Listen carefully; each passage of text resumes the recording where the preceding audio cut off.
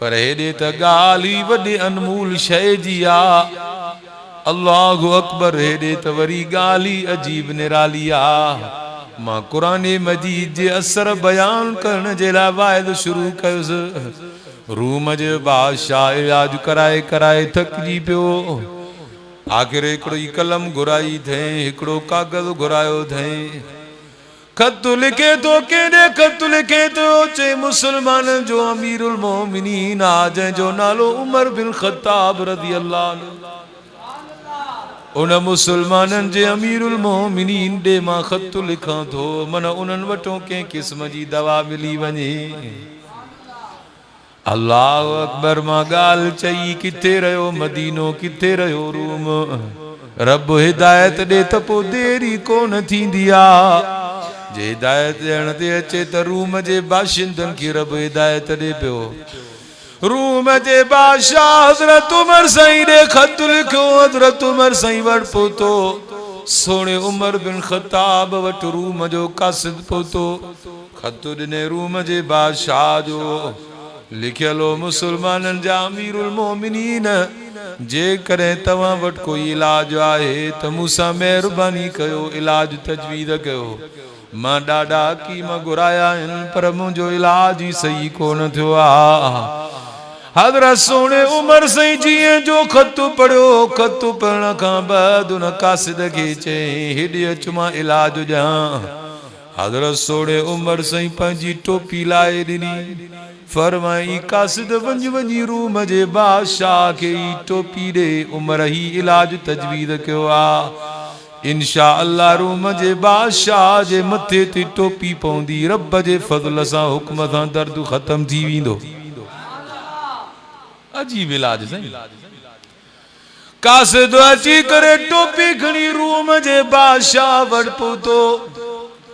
Room जे बादशाह पंहिंजे कासिद को पुछो दवा खणी आई? जे हाओ साईं दवा खणी आयो आहियां। चई किथे आ? टोपी खणी करे अॻियां रखें। चई साईं हीअ दवा अथव। वो अमीरुल मोमिनीन उमर बिन ख़त्ताब तो चवे पियो त बादशाह खे मुंहिंजे तरफ़ खां टोपी हदियो ॾियो। इंशा अल्लाह ई टोपी पाईंदो मथे मां सूर ख़त्म थी वेंदुसि।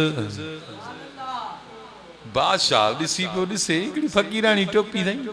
असांजे मौलवियुनि जी टोपियूं के वॾे कमाल वारियूं हूंदियूं छा ॾिसण में, पर ख़ुदा जो कसम इन्हनि में वॾो रंग रखियो अथव। मतां ईअं सम्झो बादशाहनि खे, सरदारनि खे, नवाबनि खे साईं हिते ज़ात जा तव्हां कलोड़ा हो न साईं, तव्हांजो सरदार जेको आहे साईं उनखे टोपी केॾी अजीब हूंदी आहे न साईं। साईं खे सिंधी टोपी पातल आहे, वॾे मान ऐं शान वारी टोपी आई आहे, बि मेहराब जो निशान अथसि।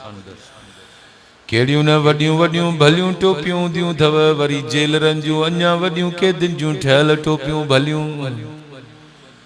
नवाबनि ऐं सरदारनि वटि वॾियूं वॾियूं टोपियूं, पर बादशाह जूं टोपियूं त अञा वॾियूं अजीब हूंदियूं, जंहिंमें हीरा जुड़ियल, जंहिंमें मोती जुड़ियल, जंहिंमें लाल जुड़ियल।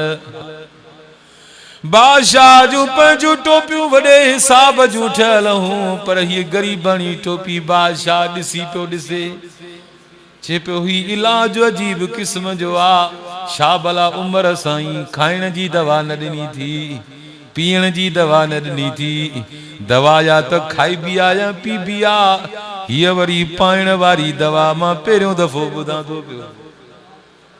दवा या त खाई बि आ या पी बि आ साईं मोहम्मद कासिम, हीअ वरी दवा वरी जेको आहे त पाइण वारी दवा मां त नओं तरीक़ो ॿुधां थो। चई ठीकु आहे भला जिते ॿिया इलाज कया ही बि इलाज कया। बाग पई जा मुसलमानो, रब हिदायत ॾे त पोइ रूम जे बादशाह खे बि हिदायत ॾे। अल्लाहु अकबर। जीअं जो बादशाह मथे ते टोपी रखी, रब जे फज़ल सां दर्द ई ख़त्म थी वियो आहे। बादशाह हैरान थी वियो, टोपी पाती दर्द काॾियो? न खाइण जी दवा न पीअण जी दवा, बादशाह मथे ते टोपी पाती दर्द ख़त्म थी वियो। हैरान थी वियो बादशाह, टोपी वरी लाए ॾिठई त दर्द शुरू थी वियो। टोपी पाए त दर्द ख़त्म, टोपी लाए त दर्द शुरू। ही हैरत अंगेज मसइलो बणिजी वियो। चई ज़रूर का टोपी में शइ आ जंहिंजे करे मुंहिंजो दर्द ख़त्म थिए थो। टोपी खे ॾिसण लॻो साईं, टोपी खे ॾिसे पियो, जाचे जाचे जाचे जाचे चई ज़रूर टोपी में का ॻाल्हि आहे। ॾिसी हिकिड़ी पर्ची नुमा ॻाल्हि महसूस थियसि, विच ते ईअं ॾिठे त पर्ची आहे का। खोलाए उतो नौकरनि खे खोलाए करे खोलाए हीअं ॾिठे त पर्ची पई आहे।